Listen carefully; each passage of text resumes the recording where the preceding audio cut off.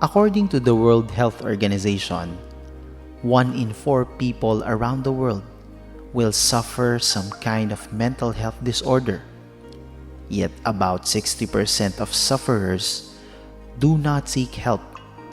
This percentage is likely to increase dramatically when factors such as health crisis, calamities, and lack of health access to vital health care are added.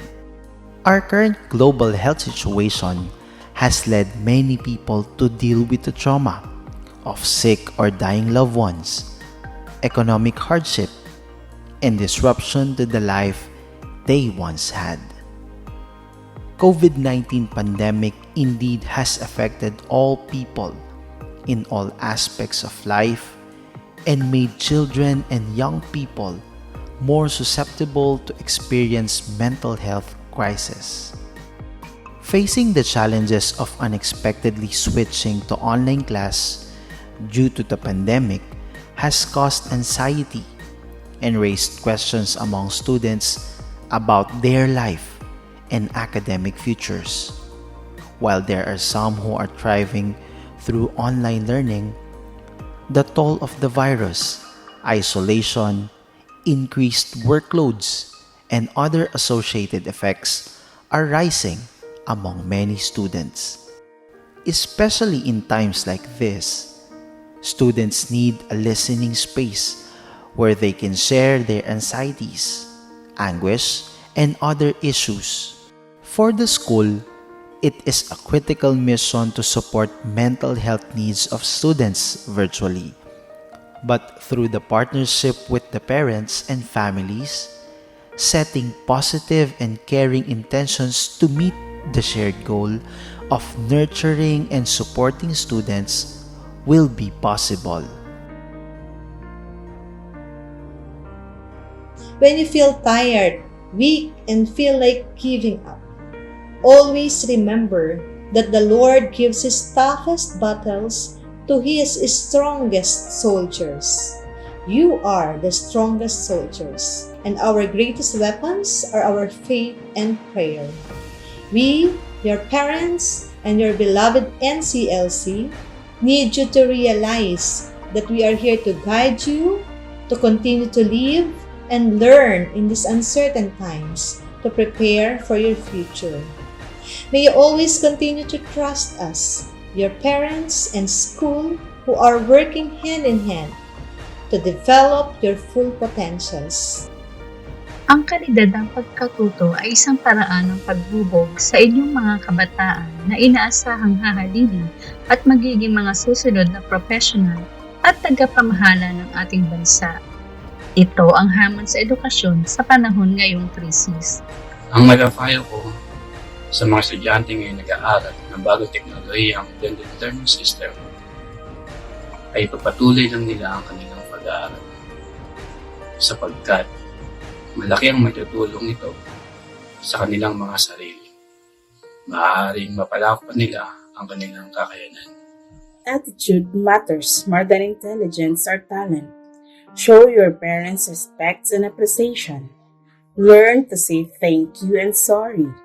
This might be hard for you to do, especially if you think your parents are unreasonable, but I encourage you to do it in any way. Ang may advice ko po sa inyo na kayo po ay maging alerto at responsable sa paggamit ng multimedia at mga gadgets. Focus at mag-aral, lalong mag-aral ng mabuti dahil ang edukasyon ay kayamanan ng bawat estudyante. Doon naman sa mga medyo tinatamad at nawalan ng ganang mag-aral dahil sa setup ng online class, ang may advice ko po sa inyo at a sort of encouragement sa inyong lahat na huwag po ninyong hayaan na ang mga sagabal at kahirapan ang siyang sisira sa maganda ninyong kinabukasan. Students should practice time management, though how you manage your time will depend on your schedule, learning style, and personality. Every time you start being lazy, stand back and do a little assessment of what has been really happening. What is the cause of your lack of motivation? Whatever it is that is holding you back, do your best to find it. Not only do they serve as educators ensuring students to stay on track academically, but also as the second parents caring for their social, mental, and emotional needs. In these trying times, you are more than blessed because you are given a chance to continue your academic learning, even if it's through online class. Others may feel tired and exhausted in this new way of learning, but always remember that there are a lot of people who are wishing to have a privilege same as yours. So always take this opportunity to pursue your goals in life. All you have to do is to be motivated and have the spirit of perseverance, that whatever circumstances or hindrances life may offer, do not stop, do not quit. Always remember, we got your back, kid. As we are facing left and right difficulties nowadays, we hear news about teenagers who are taking their lives because of stress.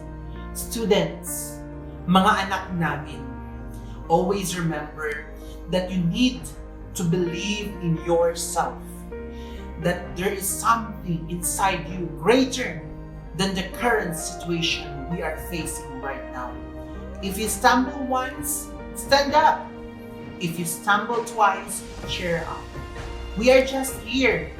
We are not only your teachers, but we are also your friend, your mentor. And together, we are going to surpass all the hardships and trials. We are going to climb the highest mountains so that we will be able to see the bright future and always ask the help of our mighty God. Here in NCLC, araw at gabi, maulan man or maambon, we are praying for you. Always remember, students, laban, laban, laban para sa kinabukasan. It's important that you are aware of how you feel and be optimistic. I know we're in the dark moments and tough times, but let's not forget that it's actually an opportunity for us to anchor on a better and just future. It was stated by Dr. 𝗧𝗢𝗓𝗧𝗔𝗡. This new normal may mean a more difficult life and academic setup, but this also opens opportunities to reach out, support, and be a blessing to others. Online class isn't easy at all. It requires more work and motivation. Some even say that it's like risking their mental health due to stress. Well, as we all know, mental health is the greatest issue that we're facing right now, yet we choose not to address. But lest we forget, education is the key to fulfilling our dreams. So as Christians, the best strategy we can do is to be grateful and treasure every moment God has continually blessed us with. So to my fellow NCLCians, let's continue to inspire others to be grateful and make every second count. Number 1, designate your studying area. Make sure it's quiet, free from distractions, and comfortable. Number 2, manage your time. Recognize that different tasks require different levels of concentration. Divide your work into manageable slots. Number 3, take regular breaks. Your mind needs to rest from time to time, so taking a break from your book or your gadget is good for your mental health. Number 4, eat properly.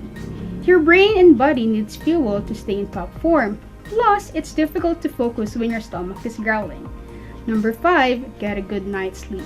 It's the best way to ensure that the brain is refreshed and ready to process all information. It may be tempting to cram or stay up all night, but it's more beneficial for you to get enough rest. And lastly, know where to find support. Students across the country are having difficulties in studying because of COVID-19. If you're struggling to adapt to this new normal of studying, support is out there. May it be your family, friends, classmates, or even your teachers. Ibang pagod ang dala sa atin itong bagong normal sa pag-aaral. We are not only physically exhausted, but our mental health as well is much affected. May we remember that it is definitely alright to have a break after knowing that we already worked hard for hours. Dahil kahit na magpatuloy tayo sa ating mga gagawin, We may not function well because our mind is not in the state of working, but rather worrying. Just for a moment, forget the task and let yourself relax. Take a refreshing bath, changing to comfy clothes, or eat and drink your favorite food and beverage that will ease your mind from the stress you are experiencing. Pagkatapos nun, magpatuloy ka. And if you cannot find a reason to continue, meditate with Bible verses that will encourage you throughout the day and help you with this new, long experience. As we together navigate the challenges brought about by the new normal, with faith in humanity and in God, we believe that as one, we will and we can overcome.